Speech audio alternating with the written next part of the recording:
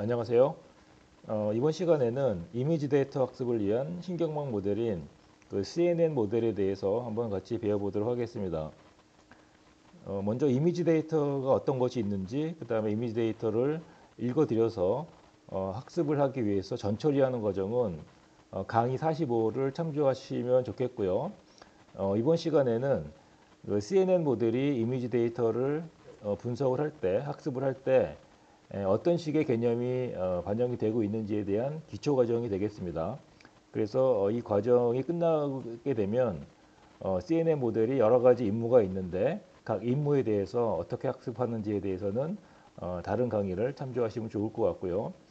이번 강의에서는 CNN 모델에 적용된 기본적인 개념에 대해서 설명하는 시간이 되겠습니다.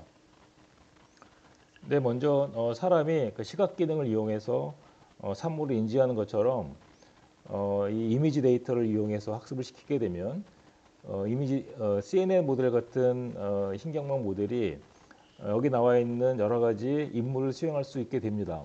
예를 들면은 스테레오 카메라를 이용해서 이미지를 입력하게 되면 이렇게 물체의 깊이를 알 수 있는 그러한 임무를 수행할 수도 있고, 그다음에 오브젝트 디텍션이라고 해갖고 이 소위 바운딩 박스를 쳐서 사물이 이렇게 있다라고 해서 사물을 특정하는 겁니다. 사물을 특정해서 사물을 인지하는 그러한 임무를 수행할 수도 있고, 또는 여기 보시는 것처럼 이 바운더리, 이 어떤 특정한 오브젝트의 바운더리를 정확하게 추출해내는 세그멘테이션, 즉 객체 분할이라는 임무도 수행할 수가 있습니다.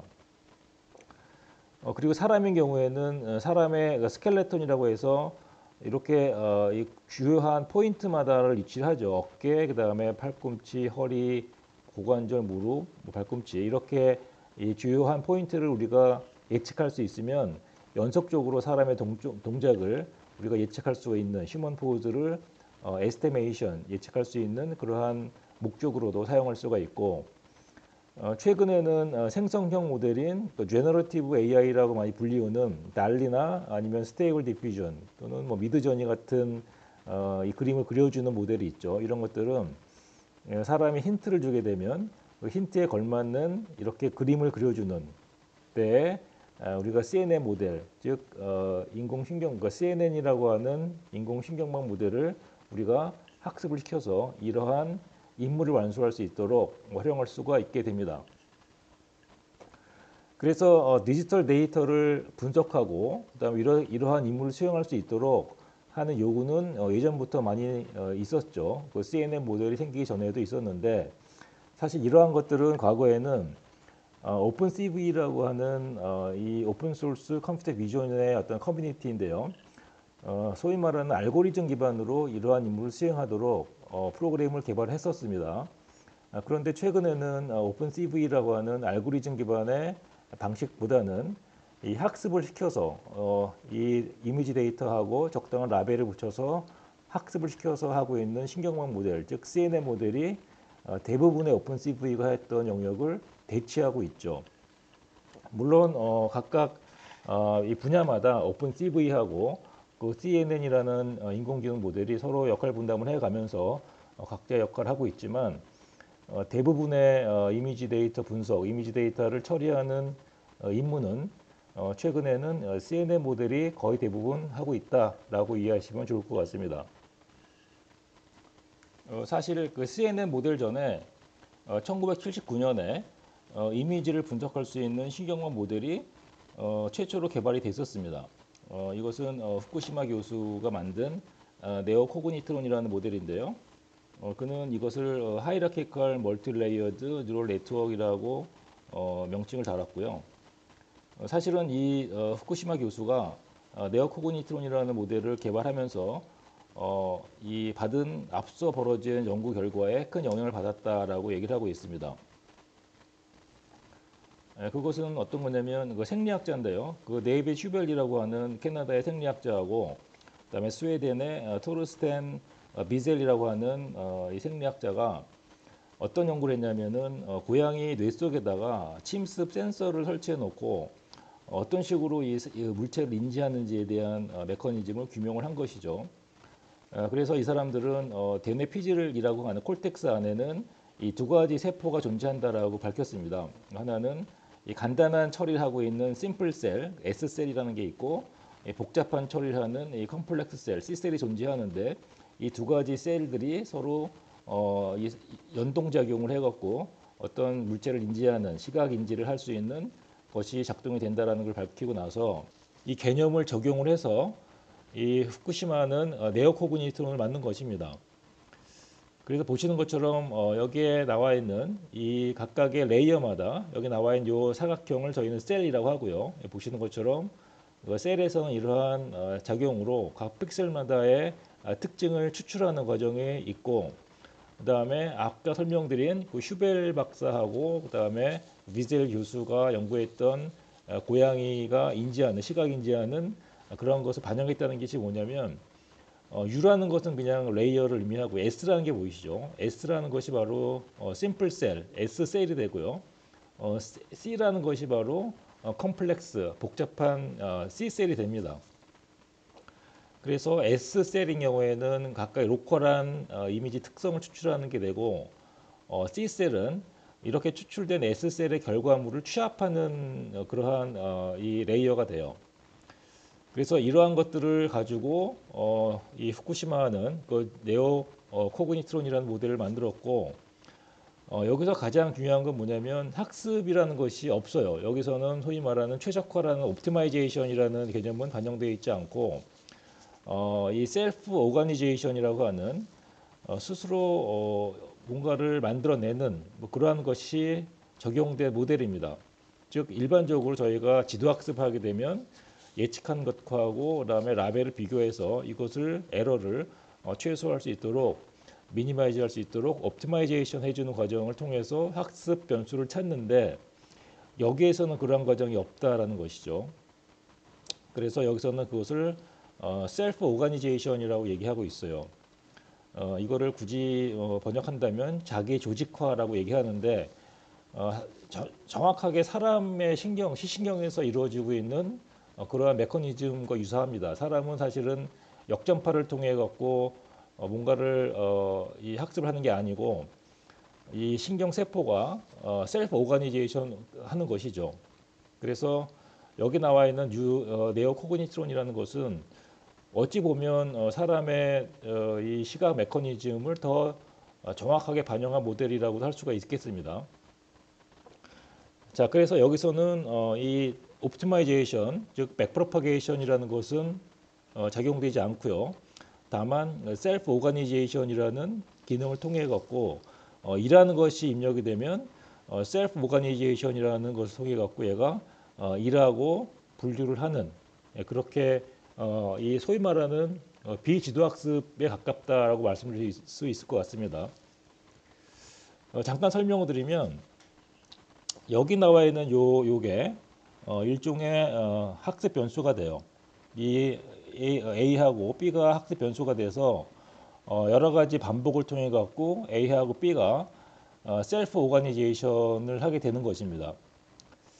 그다음에 여기 나와 있는 요게 바로 학습 액티베이션 펑션이에요. 그래서 이거를 이 후쿠시마는 최초로 그 렐루라고 하는 이 활성 함수를 최초로 썼습니다.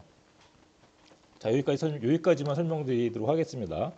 그래서 정리하게 되면 CNN 모델에 결정적으로 영향을 줬던 모델이 1979년에 발표된 후쿠시마가 만들어낸 네오 코그니트론이라는 모델이 되고요. 이것은 지도학습을 통해서 학습하는 것이 아니고 셀프 오가니제이션이라고 하는 자기 조직화라는 방식대로 학습을 하는데, 여기 나와 있는 이제 복잡한 수식에 의해서 A라는 학습 변수와 B라는 학습 변수가 갱신이 됩니다. 갱신이 된다는 것만 설명을 드리고, 이때 처음으로 썼던 활성 함수는 렐루라는 걸 썼다라는 것만 설명을 드리도록 하겠습니다. 1979년 네오코그니트론이라는 모델에 영향을 받아서 개발된 것이 바로 CNN 모델이 됩니다. 그래서 CNN 모델은 컨브넷이라고도 부르는데요. CNN 모델을 발명한 사람은 얀 루쿤이라는 과학자예요. 지금은 그 메타의 수석 과학자이기도 하고 뉴욕대의 컴퓨터 사이언스 교수이기도 합니다.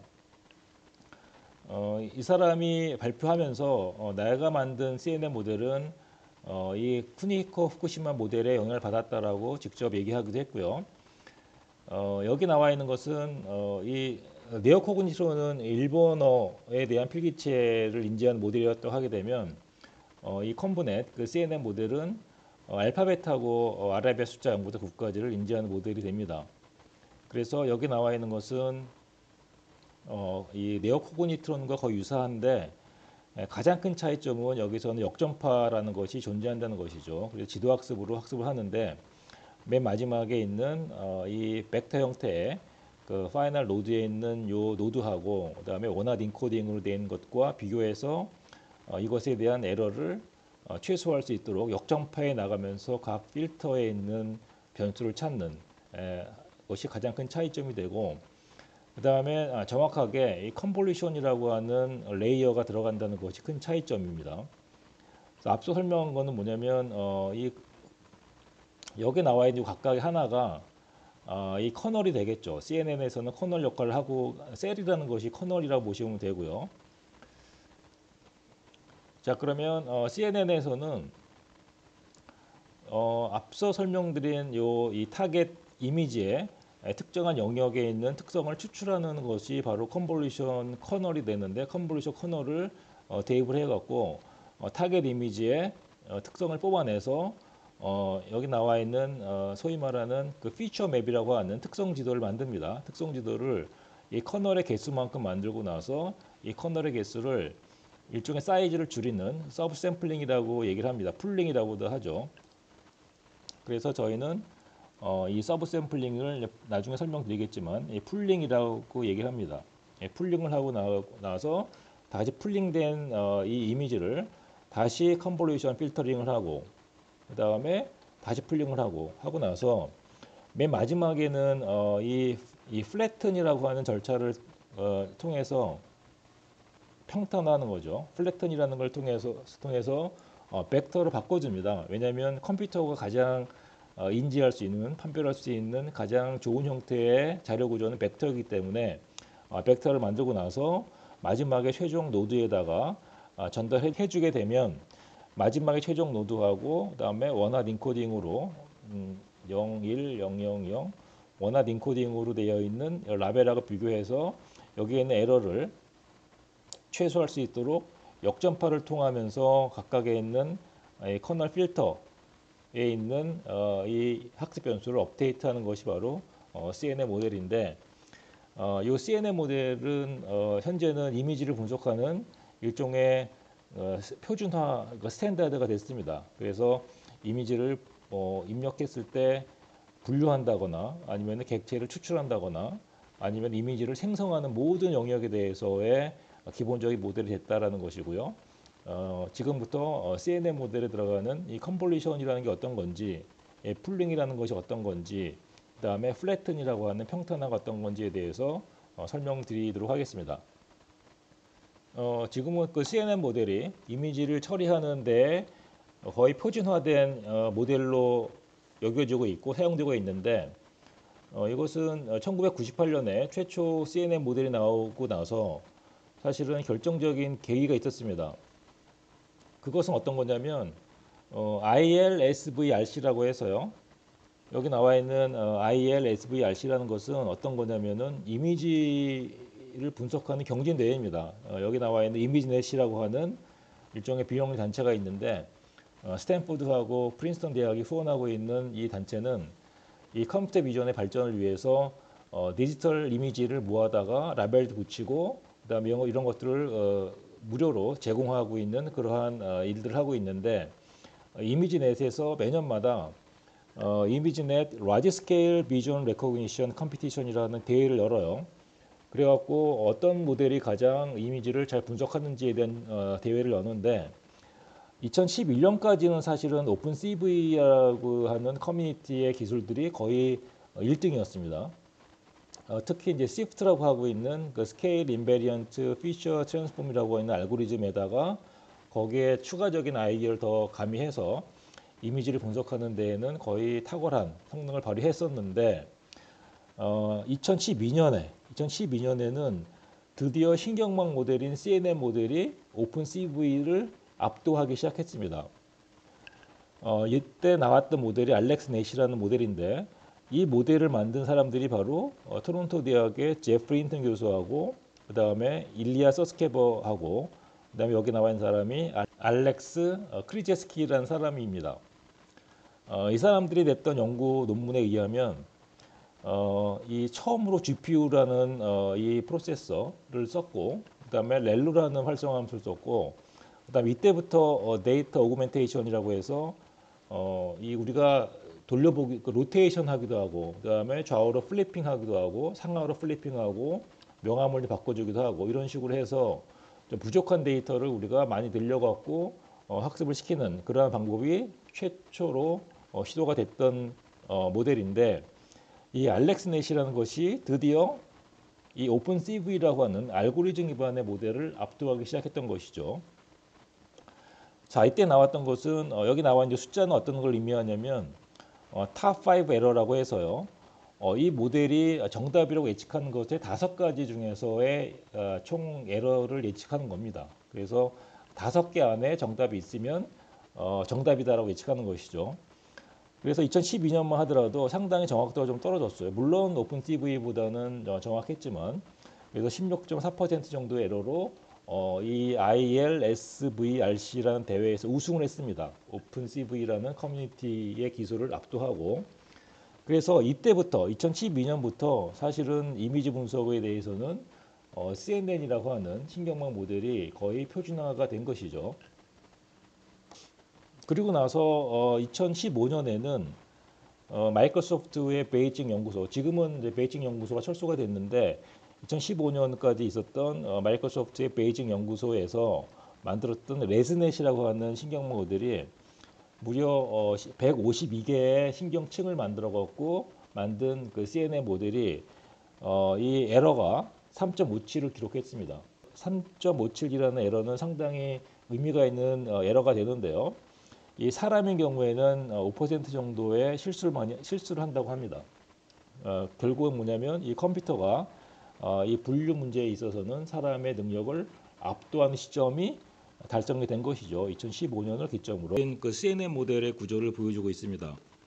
예, 보시는 것처럼 입력 데이터가 이렇게 이미지로 입력이 되면 이렇게 컨볼루션이라고 하는 여기 확대된 것이 요거인데요. 이 컨볼루션이라고 하는 프로세서가 진행이 되고 이 컨볼루션이라는 거는 다음 슬라이드에서 설명드리겠지만 타겟 이미지에다가 적당한 크기의 필터 커널의 크기를 여기서는 예를 들면 K by K라고 하겠습니다. 가장 일반적인 필터 커널의 크기는 뭐 3 by 3 또는 5 by 5 이런 걸 쓰고 있는데 이렇게 K by K의 필터 커널이 타겟 이미지에 딱 정확하게 오버랩되고 나서 각각의 성분끼리의 곱을 하고 나면 모두 더합니다. 이 경우에 3 by 3인 경우에는 9번의 곱셈과 9번의 덧셈이 되면 하나의 실수값이 나오겠죠. 실수값을 정해진 요 다음번에 이 특성 지도에 해당하는 픽셀에다가 실수값을 저장하는 것이 바로 컨볼루션이 되는데 이 과정을 거치게 되는 것이죠. 이 컨볼루션이라는 것은 저희가 어떻게 이해할 수 있냐면 2D 형태로 되어 있는 이미지의 특성을 뽑는 과정이다 보시면 좋습니다. 그래서 여기 3x3이라고 하는 이 이미지의 픽셀 값을 요 3x3이라는 필터 커널을 통해서 하나의 실수 값으로 추출하는 것이죠. 그렇게 되면 여기 있는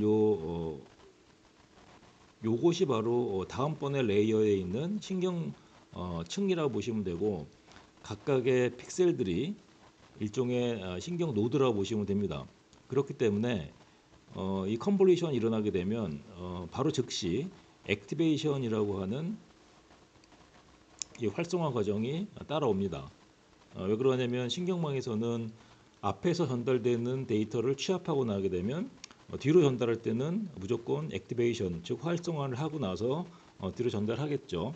그래서 우리가 컨볼루션 할 때 잊지 말아야 될 게 이 컨볼루션이 일어나게 되면 항상 활성함수를 무조건 진행시키는 그런 게 일어나게 되고요. 그 다음에 컨볼루션하고 액티베이션이 일어나게 되면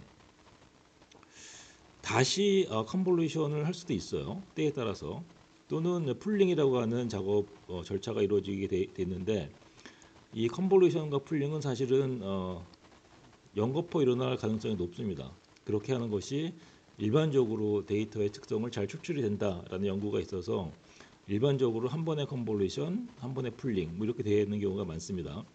그래서 이렇게 된 이 절차가 n번 반복을 하는 거죠. n번 반복을 하게 되면 어느 정도 충분하게 이미지 특성이 추출이 됐다라고 인정이 되면 물론 이런 것도 여러 번의 시행착오를 통해서 알게 되는 겁니다. 그리고 나면 마지막에는 이 컴퓨터가 판단할 수 있는 가장 이 적절한 자료 구조가 벡터이기 때문에 이 벡터화를 하는 것이죠. 이 플래트닝을 통해서 이렇게 3차원 텐서로 되어 있는 것을 1차원 벡터로 바꿔주는 것을 저희는 플래트닝이라고 하고요. 그 다음에 플래팅 된 다음에 마지막 출력 노드에 이 실수값을 저장한 마지막 출력 노드에 있는 것을 저희는 스코어라고 했었죠.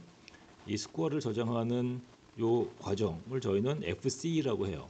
FC라고 하는 것은 fully connected로 되어 있는 선형적인 신경망층이다 라고 합니다. MLP라고 많이 하죠. 멀티 레이어드 퍼셉트론이라고 하는데 fully connected라는 건 뭐냐면 모두 노드마다 fully 연결되어 있기 때문에 그렇습니다. 모두 연결되어 있는 MLP의 구조를 통과하게 되면 마지막에 출력층의 결과값을 스코어 형태로 저장하는 것이죠. 그러면 마지막에 스코어를 우리가 라벨로 원하는 인코딩으로 되어 있는 것하고 비교하게 되면 에러가 생긴 것을 역전파하게 되면은 CNN 구조로 되어 있는 신경망 모델을 학습을 시킬 수가 있는 것입니다. 그 CNN 모델은 일반적으로 컨볼루션과 액티베이션이라는 모듈하고 풀링이라는 모듈, 그 다음에 마지막에 있는 3차원 텐서로 되어 있는 3차원 텐서를 벡터로 바꿔주는 플래트닝, 그 다음에 풀리 커넥티드 이런 모듈이 섞여 있는 것을 저희는 CNN 모델의 전체적인 모델 구조가 되는데 이 플래트닝하고 FC인 경우에는 최종 어느 정도 CNN 가지고 이 컨볼루션과 풀링 가지고 어느 정도 특성이 추출되면 마지막 단계에서 벌어지는 것이 플래트닝과 FC가 되고 이 중간에 이 입력 이미지에 대한 특성을 만족할 만한 정도로 추출됐다고 할 때까지 요 모듈이 컨볼루션과 풀링이 n번 반복을 시키게 됩니다. 그래서 충분하게 입력 데이터의 특성이 추출됐다라고 여겨지면 그때부터 이제 플래트닝하고 풀리 커넥티드라는 신경망 구조를 붙이게 되면 우리가 CNN 구조를 완성할 수가 있게 되는 것이고요. 그래서 이 다음 슬라이드에서는 이 컨볼루션하고 액티베이션이라는 것하고 풀링이라는 것, 그 다음에 플래트닝에 대해서 말씀을 드리도록 하겠습니다. 먼저 이미지 컨볼루션은 우리가 소스 이미지가 있으면 우리가 컨볼루션 해야 될 이미지가 있다고 치면 여기에다가 적당한 크기에 뭐 K by K의 적당한 크기에 이 커널 필터를 이렇게 쫙 오버랩을 시킵니다. 오버랩 시키게 되면 얘가 지금 예를 들면 여기서는 3 by 3이 되겠죠. 3 by 3이기 때문에 총 9개의 요소가 있는데 각각의 요소끼리 예를 들면 4하고 제로끼리의 곱셈을 하고 그다음에 0하고 0의 곱셈을 하고 0하고 0의 곱셈을 하고 이런 식으로 각각의 위치에 맞는 요소끼리 곱을 한 다음에 여기 나와 있는 것이 그러한 요소끼리의 곱셈이 되겠죠. 모두 합하게 되면 하나의 실수가 나옵니다. 실수를 여기에 해당하는 거에 센터에 해당하는 이 중앙점에 해당하는 것에 그 실수값을 어사인합니다. 이게 한 번에 컨볼루션이 일어나는 것이고요. 그랬을 때 이 픽셀 하나가 결국은 신경층에서 뉴런의 역할을 하는 겁니다.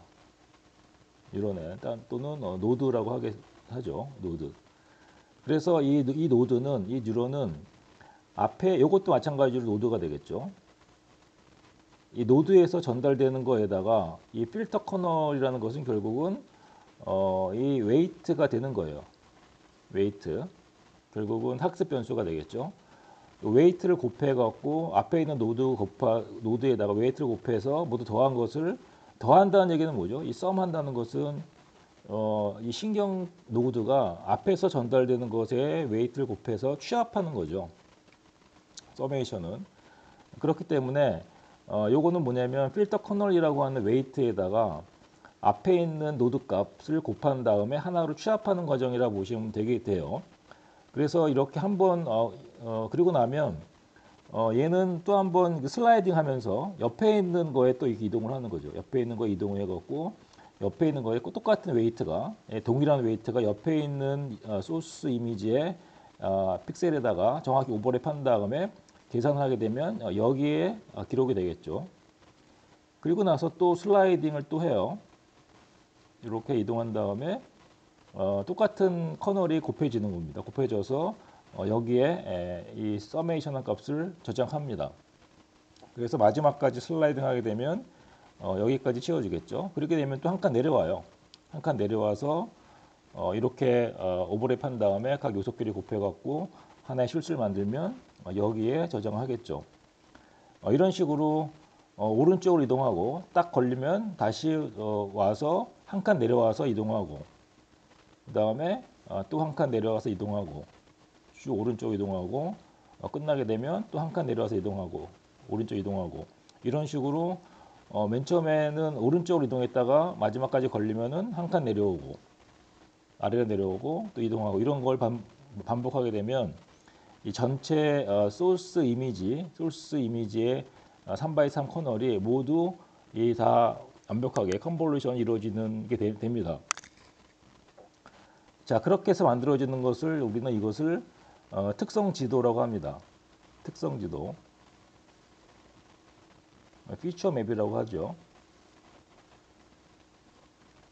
그러면 각각의 있는 피처 맵에 있는 이 픽셀들이 아까 설명드린 것처럼 노드 역할을 하는 거예요. 각각의 노드들은 앞에서 전달해주는 각 노드 값 곱하기 이 커널 값이 바로 웨이트가 되겠죠. 웨이트해서 보통 서메이션 한 것을 하나의 노드를 만든 것이기 때문에 이것이 다음 신경층으로 전달될 때는 항상 액티베이션을 해야 됩니다. 그래서 우리가 잊지 말아야 될 게 이 컨볼루션이 일어나게 되면 자동적으로 액티베이션 해줘야 돼요. 의무적으로. 그래서 나중에 여러분들이 이제 텐서플로우나 파이토치로 실습하실 때 이 텐서플로우는 이 레이어 또는 덴스, CNN이라고 하는 신경층을 사용하게 되면 그 안에 일종의 설정 변수에다가 자동적으로 활성 함수를 기입하게 돼 있어요. 잊어먹지 말라고.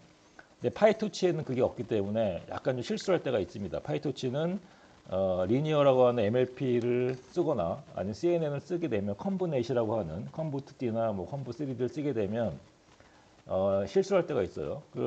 그래서 가끔 가다가 좀 정답에 오류가 생기는데 파이토치에서는 이 CNN 하고 나서 이 활성 함수라는 함수를 추가적으로 넣어줘야 되고 이 텐서플로우인 경우에는 안에 내장이 되어 있습니다. 내장이 되어 있어서 우리가 잊어먹지 않도록 활성 함수를 넣는 기능이 있는데 어찌됐건 CNN도 신경 요에 있는 것이 노드이기 때문에 뒤로 보낼 때는 이 활성 함수를 꼭 넣어줘야 된다라는 것을 잊지 마시고요.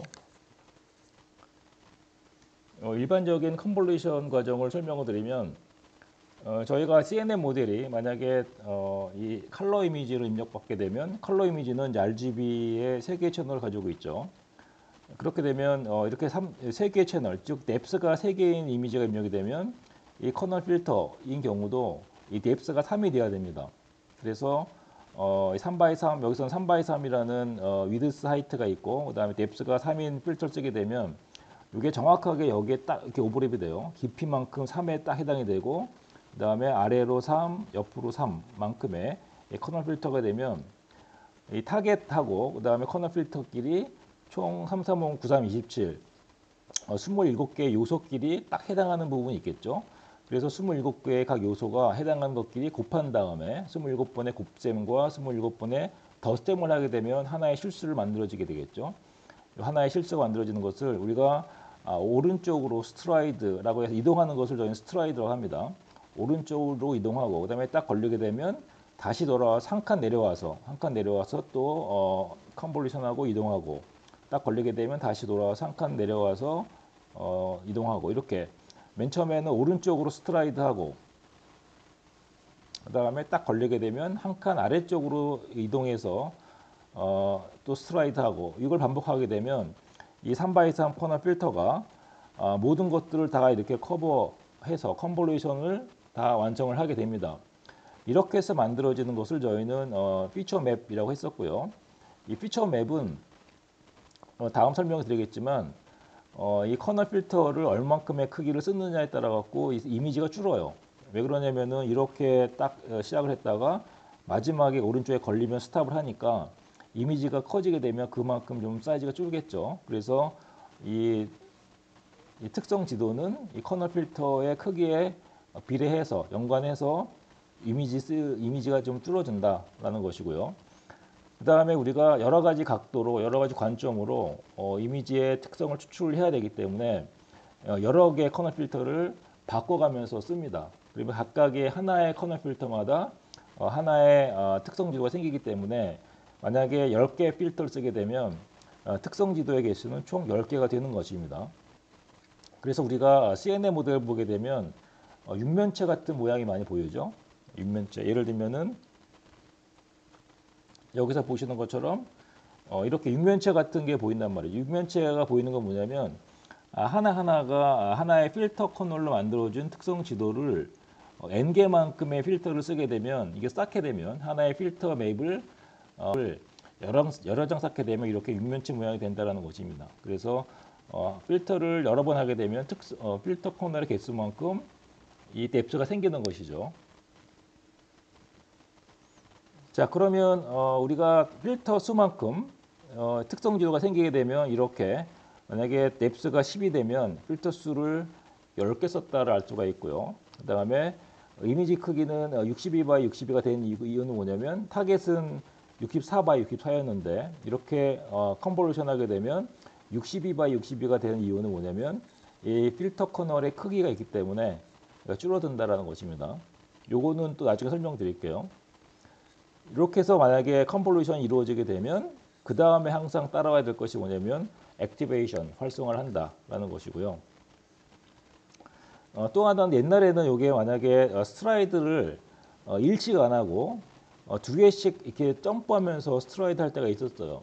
그렇게 되면 마지막에 그 스트라이드가 1보다 큰 경우에는 마지막 스트라이드 하게 되면 이렇게 오버행이 생기는 경우가 있었는데 옛날에는 이런 경우는 에러를 만들어냈는데 지금은 딥러닝 프레임워크인 파이토치나 아니면 텐서플로우에 방지하는 장치가 내장이 되어 있다는 것을 말씀을 드리고요.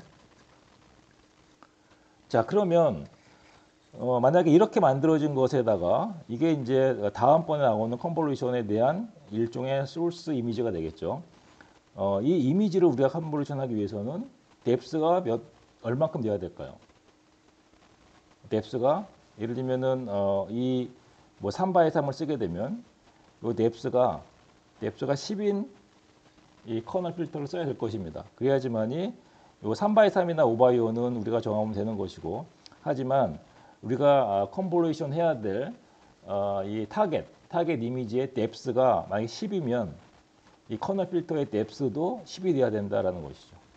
꼭 명심하시길 바라겠습니다. 여러 가지 컨볼루션 기법이 있는데요. 여기 보시는 것처럼 이 패딩이라고 해서 설명드리겠지만 우리가 컨볼루션 하게 되면 필터 사이즈만큼 이 줄어듭니다. 이 피처 맵의 크기가. 그래서 이거를 원래 있던 타겟 이미지하고 그다음에 피처 맵의 크기를 같게 하기 위해서는 저희가 이렇게 점선처럼 일종의 더미 이 어레이를 만들어줘요. 이걸 패딩이라고 하는데 패딩을 하게 되면 이 피처 맵의 크기도 타겟 이미지하고 동일하게 된다라는 것이고요. 그 다음에 이거는 패딩이 없을 때, 그 다음에 이 스트라이드가 이 두 칸씩 가는 거죠. 그러면은 어떻게 될까? 패딩도 없고 스트라이드를 한 칸, 두 칸씩 성큼성큼 가다 보니까 생기는 이게 바로 이제 피처 맵이 되는데 피처 맵의 크기가 이 줄어든다라는 것이 되고요. 그 다음에 최근 나왔던 구글이 개발한 그 다일레이티드 이건 뭐냐면 팽창된 컨볼루션 기법인데요. 어떤 거냐면 이 필터 커널이 여기 나와 있는 조금 까맣게 색칠해진 것이 필터 커널의 요소가 되는데 이게 딱 붙어 있지 않고 한 칸씩 이렇게 확장돼 있죠. 팽창돼 있죠.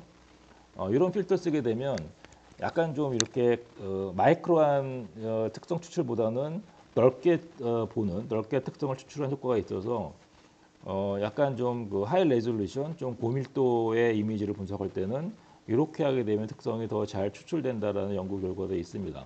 그래서 보시는 것처럼 이 컨볼루션이라는 것은 이 2D 데이터의 특성을 추출하는데 어떻게 쓰게 되면 더 이미지의 특성을 더 효과적으로 추출하느냐가 목표가 되겠죠. 그러기 위해서 다양한 컨볼루션 기법들이 사용되고 있다라는 그런 그림이 되고요.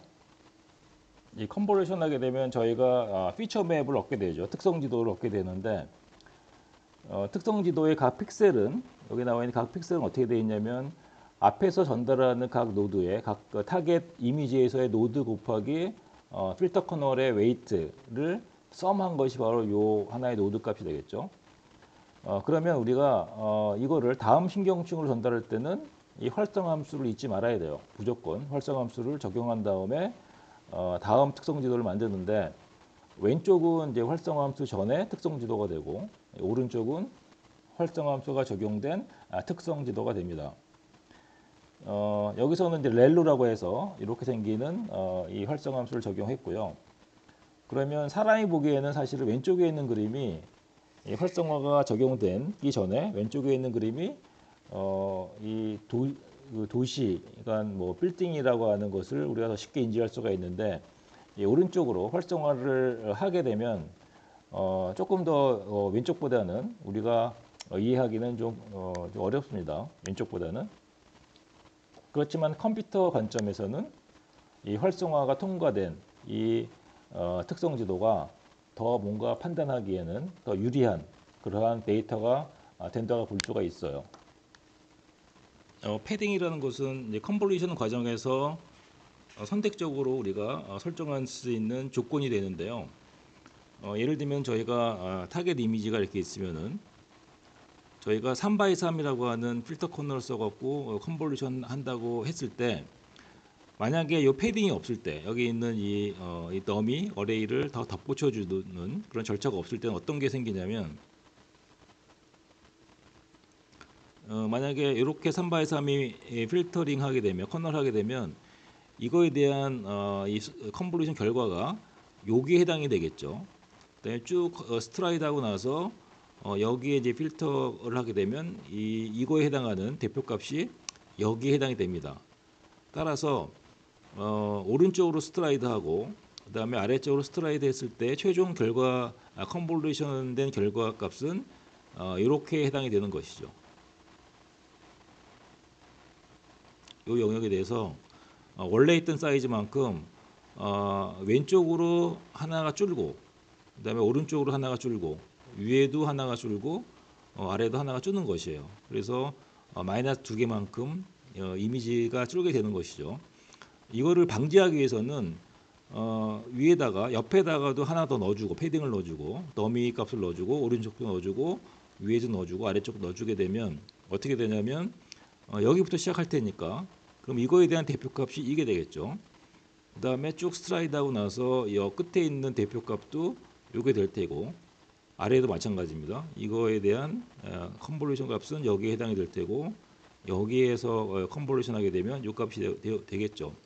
그래서 옆에 양쪽에 패딩을 넣어주고 그 다음에 위에 패딩하고 아래 패딩을 하나씩 넣어주게 되면 커널 필터 크기가 3x3일 때 하게 되면 이렇게 해서 생긴 특성 지도의 크기도 이 타겟 이미지하고 같게 된다는 것이죠. 자, 이것이 패딩이고요. 패딩은 이제 컨볼루션 과정에서 저희가 설정할 수 있는 장치가 되고 어떨 때 이미지 크기를 유지하고 싶을 때 패딩을 넣어주는데 이게 공식이에요. 그래서 필터 크기가 3일 때는 패딩을 하나씩 넣어주는 겁니다. 전후좌우, 그러니까 왼쪽 오른쪽 위아래. 필터 크기가 5일 때는 왼쪽 오른쪽 위아래 모두 두 개씩 패딩을 넣어주는 것이 하게 되면 이렇게 해서 만들어진 컨볼루션의 결과값이 타겟 이미지하고 같아진다라는 것인데 최근 나와 있는 딥러닝 프레임워크에서는 이미지 사이즈를 똑같이 하겠다라고 옵션을 걸어주면 이러한 공식이 자동적으로 계산이 돼서 적당한 크기의 패딩이 자동적으로 들어가 줍니다.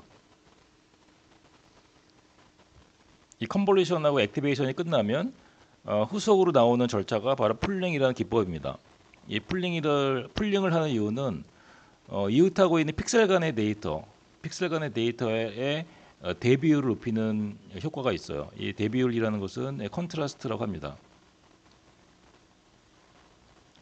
그 다음에 얘가 이 풀링 필터마다 대표값을 뽑는 거기 때문에 결과적으로는 데이터의 크기가 축소가 되는, 즉 이미지가 압축이 되는 효과가 있다라는 것이죠. 그래서 풀링을 하는 이유는 첫 번째가 데이터의 대비율을 높이는 효과가 있고요.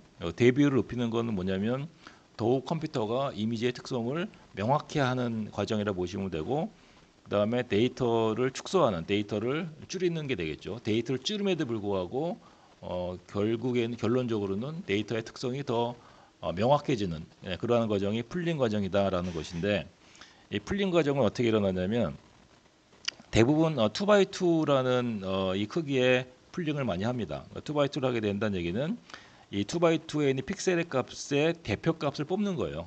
대표값을. 그리고 나서 스트라이드를 이만큼 해요. 두 개를 점핑하는 거죠. 그리고 나서 이 2x2에 걸리는 이 픽셀의 대표값을 뽑는 것이죠. 그러면 어떻게 되죠? 이 2x2의 픽셀의 대표값을 뽑기 때문에 자동적으로 이 대비율, 컨트라스트가 증가하는 효과가 있는 것이고, 따라서 2x2의 대표값을 이렇게 뽑기 때문에 결국은 전체 사이즈가 2분의 1로 축소되는 효과가 있는 거죠. 자, 그랬을 때 2x2라는 우리가 풀링 사이즈를 결정하게 되면 대표값을 뽑는 방식이 크게 세 가지가 있는데요. 첫 번째는 에버리지를 선택을 해요. 에버리지. 그래서 1, 5, 6의 평균값을 대표값을 삼는 경우가 있고, 또는 맥시멈 값을 대표값으로 하는 경우도 있어요. 그래서 이 경우에는 6이 맥시멈이 되겠죠. 이 경우는 8이 되고 얘는 3이 되고 4가 되는, 또는 스토캐스틱 풀링이라고 해서 그냥 랜덤하게 하나 찍는 겁니다. 랜덤하게 하나 찍는 거예요. 확률적으로. 그렇게 되면 이 경우에는 1이 확률이 2분의 1이죠. 나머지는 4분의 1인데, 그렇기 때문에 가장 많이 이 픽셀 값을 가지고 있는 것이 확률이 높기 때문에 대표값으로 인정할 만하다라고 해서 스토캐스틱 풀링도 많이 쓰고 있는데, 그렇게 해서 나온 이것이 바로 풀링이 끝나고 나서의 데이터가 되겠죠. 이미지 데이터가 되는데, 가장 많이 쓰이는 것은 뭐냐면 맥스 풀링을 많이 써요. 일반적으로. 그 이유는 가장 컨트라스트를 높이는 효과가 있다라고 생각이 됩니다. 그래서 풀링을 쓰게 되면 우리가 이 앞에 있던 데이터에 컨볼루션 되고 액티베이션 된 데이터에 이 컨트라스트를 높일 수 있다. 이 컴퓨터가 더 특성을 명확하게 할 수 있다라는 것이고, 이미지가 압축이 되는 효과를 누릴 수 있는데 가장 보편적으로 많이 쓰이는 풀링 방식은 맥스 풀링이다라는 것이죠.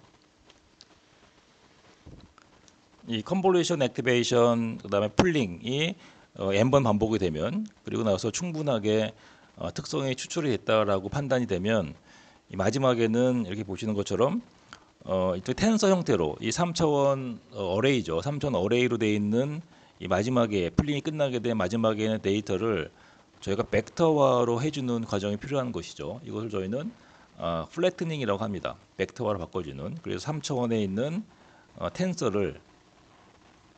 텐서형의 텐서로 표시된 데이터를 1차원 벡터로 바꿔주는 과정을 우리는 플래트닝이라고 하고, 플래트닝을 하는 이유는 뭐냐면 이 컴퓨터가 마지막 표정 판단을 할 때는 이 벡터란 형태가 마지막 데이터예요. 벡터를 가지고 얘가 여러 가지 비교를 하는 것이죠. 그리고 나서 이 벡터된 것을 추가적으로 더 특성을 추출할 필요성이 있다 하게 되면 fully connected 된 1차원 레이어, 이 MLP 같은 이 1차원 레이어가 몇 개 더 추가될 수도 있어요.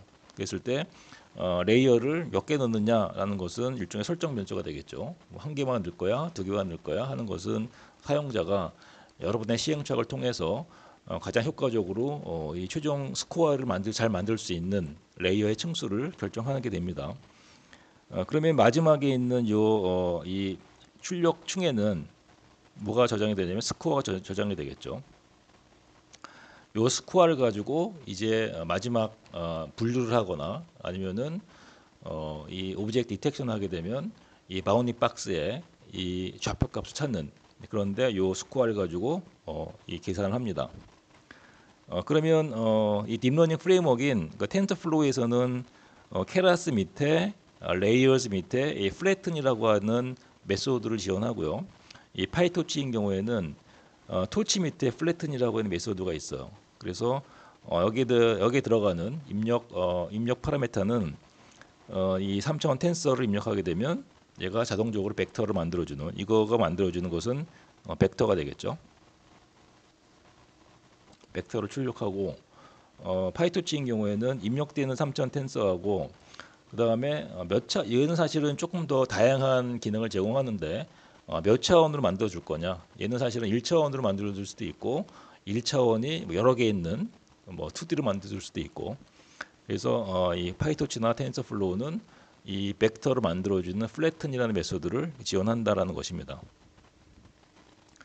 이때 조금 더 참고적으로 말씀을 드리면 마지막에 플래튼을 하고 나서 이 플래튼과 FC라는 요 신경층을 만들 때는 우리가 어떤 임무를 완성하기 위해서 하는 거냐면 분류를 하기 위해서나 또는 이 바운딩 박스를 찾기 위해서 이렇게 씁니다.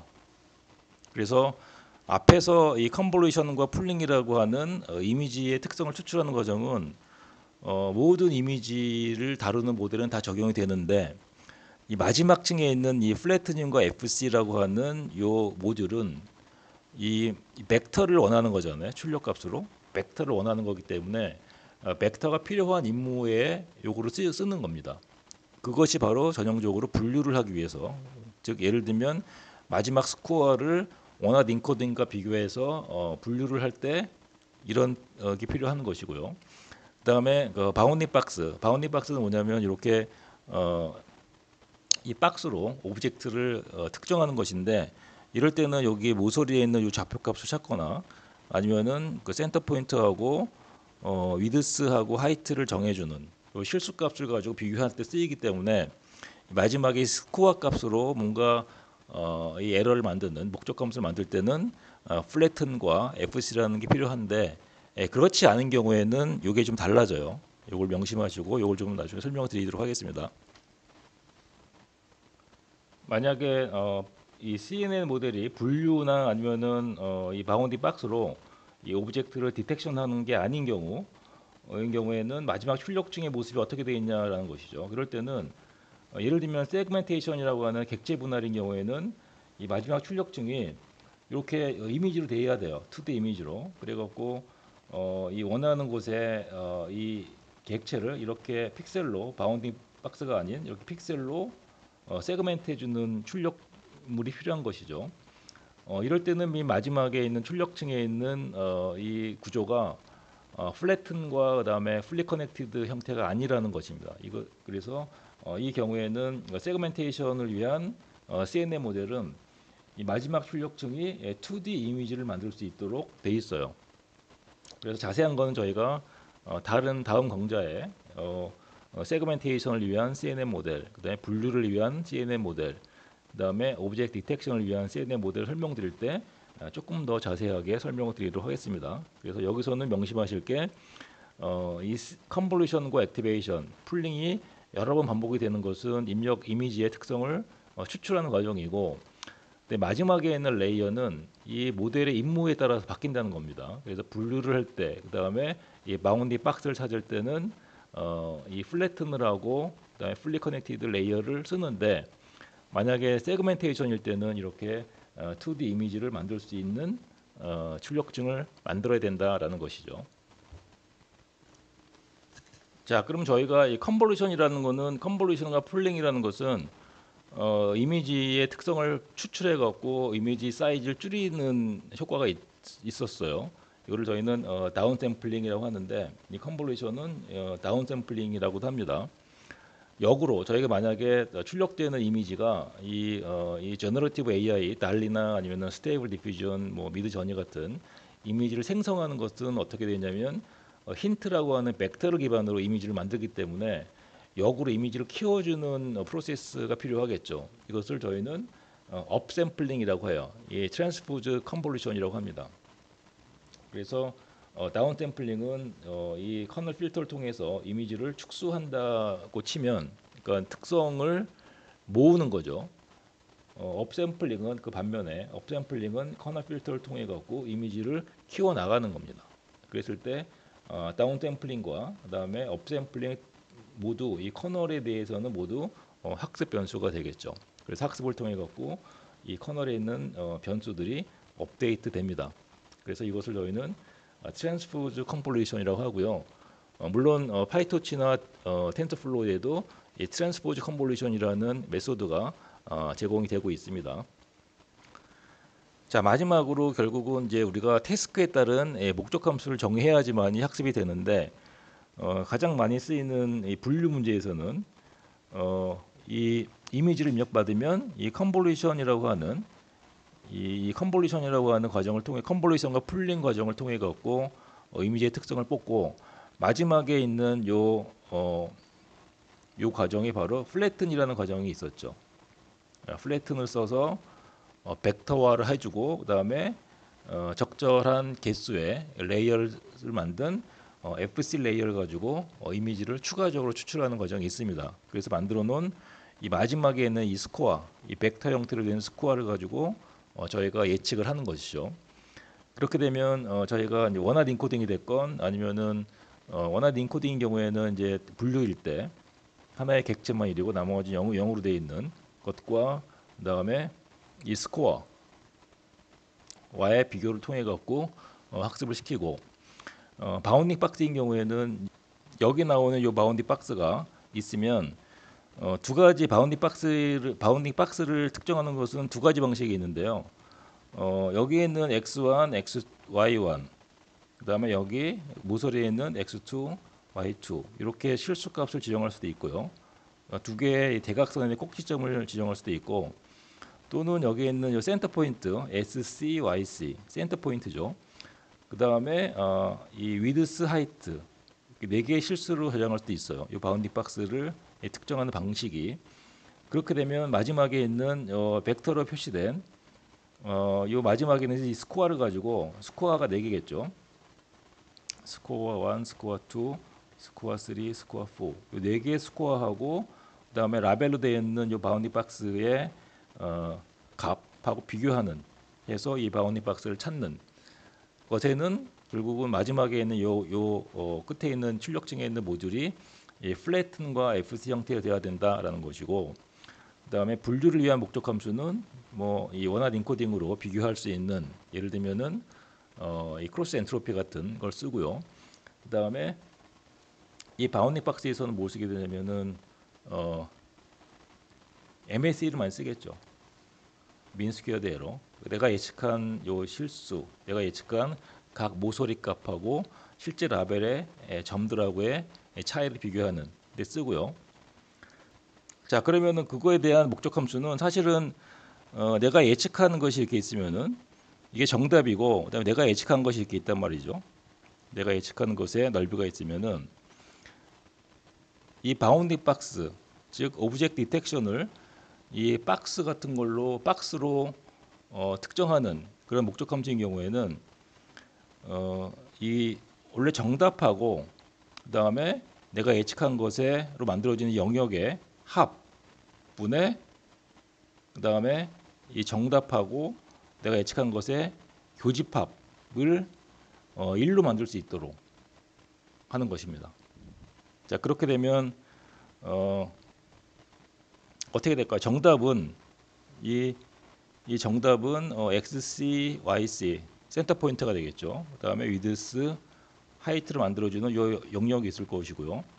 그다음에 내가 예측한 것은 이 프라임으로 하겠습니다. SC의 프라임, 네, YC의 프라임, 위드스의 프라임, 하이트의 프라임이 있겠죠. 이것으로 만들어주는 요 사각형의 면적분의 교집합, 이걸로 말미암은 사각형과 이걸로 말미암은 사각형의 교집합을 1로 만들 수 있도록 요걸 찾는 거예요. 요 좌표값을 어떻게 해서 맨 마지막에 있는 출력값을 벡터로 만들어서 이 벡터를 만든 다음에 분류할 때는 원하드 인코딩으로 된 것을 이 크로스 엔트로피를 가지고 목적 함수를 만들고, 그다음에 이 바운드 박스를 찾기 위해서는 이 인터섹션 오버 유니언 방식으로 내가 예측한 좌표값을 만드는 영역, 그다음에 정답이 가지고 있는 좌표값을 가지고 있는 영역의 합집합분의 교집합이 1이 될 수 있도록 요 예측한 실수값을 찾는 것이죠. 만약에 저희가 이렇게 세그멘테이션 하게 되면, 이 분할을 하게 되면 어떻게 우리가 목적 함수를 구하느냐? 그렇게 되면 얘가 만들어낸 모델이 만들어낸 것은 벡터 형태의 데이터는 아니고 2D가 돼야 됩니다.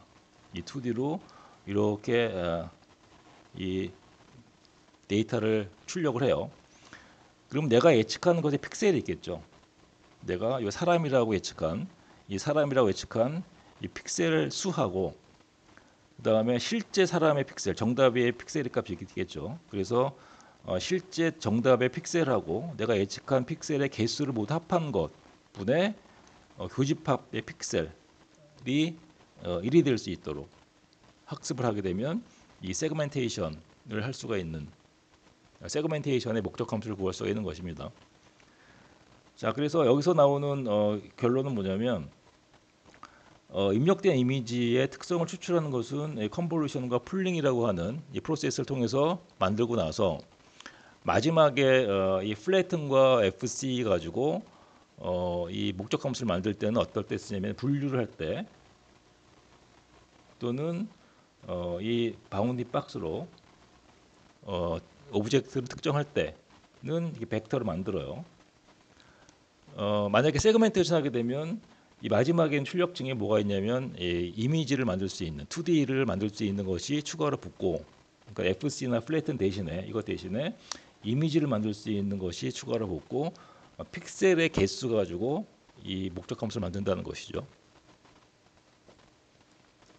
자, 그래서 여기까지는 이제 CNN의 기본적인 개념을 설명드린 것이고요.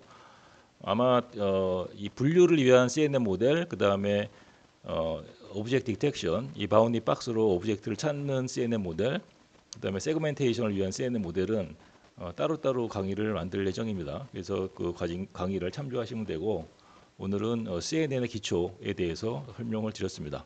감사합니다.